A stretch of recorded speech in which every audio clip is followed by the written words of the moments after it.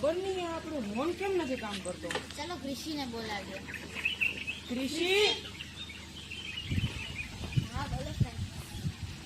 આમાં જો ને આ હોર્ન કેમ વર્ક નથી કરતો. મને એવું લાગે છે શાયદ આમાં છે ને આ પુશઅપ સ્વિચ છે ને એ ખરાબ થઈ ગઈ હશે અને કદાચ આનો હોર્નમાં કોઈ ફોલ્ટ હશે એમ. તો આપણે જોઈએ કે આમાં કેટલી પ્રકારની પહેલાં તો સ્વિચ આવે છે. પહેલાં અહીંયા એક તો છે ઓન અને ઓફ કરવા માટેની.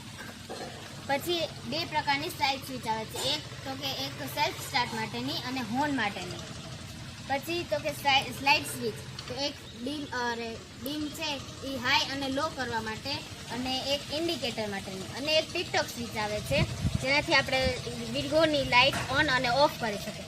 તો આવી જ રીતના આપણે બધી બાઇક કે ઓટોમોબાઈલ આવે છે એમાં આપણે જોઈ શકીએ. તો ચાલો હવે આપણે બાઇકમાં જોઈએ કે કેવી રીતના એમાં હોય છે. તો આપણે ઓમાં જેમ જોયું હતું કે વિગોમાં પણ અલગ અલગ પ્રકારના સ્વિચીસ હોય છે, તો આપણે એવી જ રીતના બાઇકમાં હવે જોઈશું. બરાબર, પહેલાં આ ઓન કરી અને આ ઓફ. હવે આવી જ રીતના આપણે પુશઅપ સ્વિચ આવે છે જે સેલ્ફ સ્ટાર્ટની હોય છે.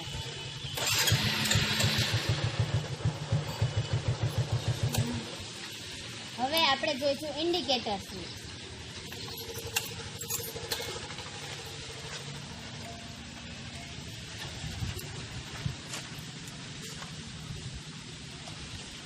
અને એવી જ રીતના આપણે જોયું હતું આપણે વિગોમાં કે વિગોમાં આપણો હોર્ન છે એ ડિફોલ્ટ હતો, એમાં બગડી ગયું હતું. તો એમાં આમાં છે એ હોર્ન પરફેક્ટ છે એટલે આમાં હોર્ન વાગશે. આપણે જોઈ લઈએ.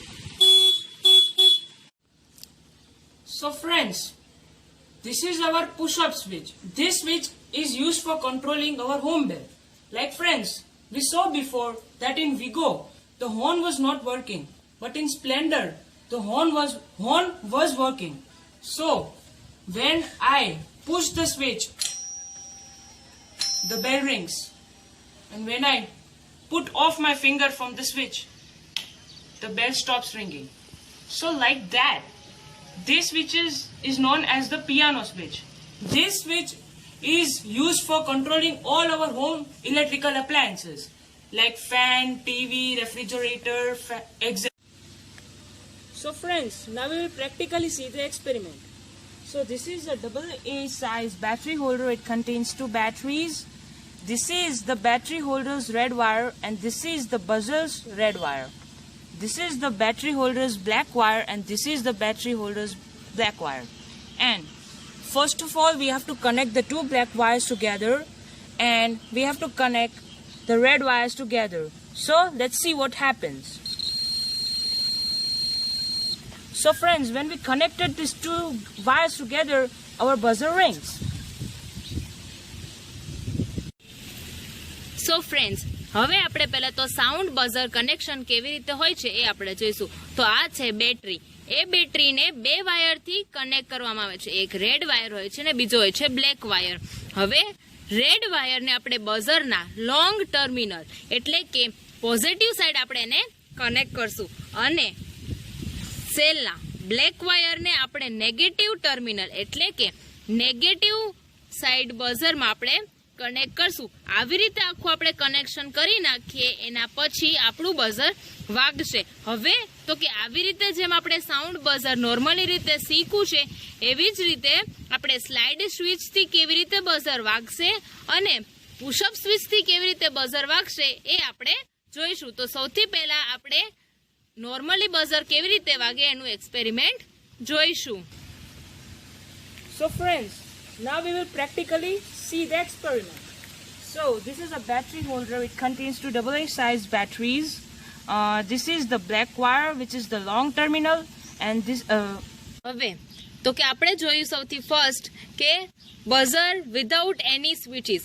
હવે આવે છે સ્લાઇડ સ્વિચથી. તો આ બેટરી છે, આપણે બેટરીને રેડ વાયરથી કનેક્ટેડ કરી અને રેડ વાયરની અંદર આપણે સ્લાઇડ સ્વિચને કનેક્ટ કરી અને એને આપણે પોઝિટિવ ટર્મિનલ અથવા તો લોંગ ટર્મિનલની અંદર આપણે એને અટેચ કર્યું અને સેમ એઝ યુઝ્યુઅલ બ્લેક જે વાયર છે એને ડાયરેક્ટલી આપણે નેગેટિવ સાઈડ એટલે કે શોર્ટ ટર્મિનલમાં કનેક્ટેડ કર્યું. હવે જે ટાઈમ ઉપર આની અંદર આપણે સ્વિચનો યુઝ કર્યો છે તો જ્યારે પણ આપણે સ્વિચ ઓન અથવા ઓફ કરશું ત્યારે આપણું બઝર વાગશે. તો હવે આપણે લોકો એનું એક્સપેરિમેન્ટ જોઈએ.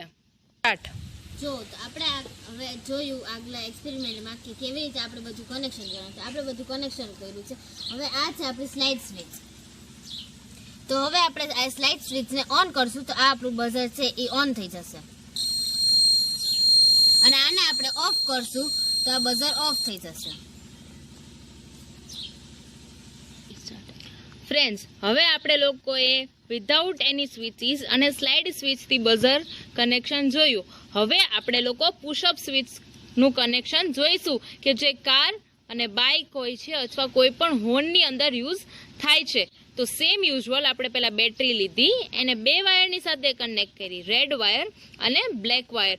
રેડ વાયરને આપણે કનેક્ટ કર્યો છે push to on switch. Push on switch છે એની સાથે આપણે કનેક્ટ કર્યો છે અને એને એઝ યુઝ્યુઅલ લોંગ ટર્મિનલ એટલે કે પોઝિટિવ વાયરની સાથે કનેક્ટ કર્યો છે.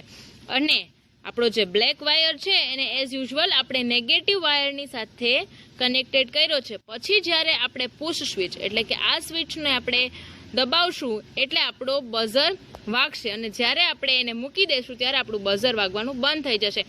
આપણે આ ડિફોલ્ટ આપણે જોયો તો આ ડિફોલ્ટ આપણને કાર, બાઇક, વિગો, સ્કૂટી કોઈ પણ વ્હીકલની અંદર હોય છે. તો આપણી જેવી રીતે વિગોની અંદર સ્વિચ ખરાબ થઈ ગઈ હતી ને આપણો હોર્ન નહોતો વાગતો, તો એની અંદર કદાચ ફોલ્ટ આપણી પુશઅપ સ્વિચ જે છે એનો પણ હોઈ શકે. તો ફ્રેન્ડ્સ, આ છે આપણી પુશઅપ સ્વિચ અને આ છે આપણું બઝર. જ્યારે હું પુશઅપ સ્વિચને પુશ કરીશ, જ્યાં સુધી હું દબાવી રાખીશ ત્યાં સુધી બઝર રહેશે. જો તમે જોઈ શકો છો. અને જ્યારે મેં આંગળી લઈ લીધી ત્યારે એ બઝર બંધ થઈ ગયું. તો દીદી, આ પુશઅપ સ્વિચ ક્યાં ક્યાં યુઝ થાય છે? જાણવી. જો પુશઅપ સ્વિચ છે એ પોલીસની ગાડી, એમ્બ્યુલન્સ, ફાયર બ્રિગેડ આ બધીમાં સાયરન માટેની આ પુશઅપ સ્વિચ એમાં યુઝ થાય છે. અને ફ્રેન્ડ્સ, ગઈકાલે આપણે બધાએ જોયું કે આપણા જે રેફ્રિજરેટર છે એનો ડોર ઓપન અને ક્લોઝ કરવા માટે જે લાઇટ છે એ ગ્લો અને ઓફ થતી હોય છે, એ પણ આ પુશઅપ સ્વિચના લીધે જ થાય છે. તો ફ્રેન્ડ્સ, અમારી ચેનલને સબસ્ક્રાઇબ કરો, લાઈક કરો અને શેર કરો. અને હા, બેલ આઇકન દબાવવાનું ભૂલતા નહીં, જેથી તમને વિડીયોની નોટિફિકેશન મળતી રહે. Thank you for watching us.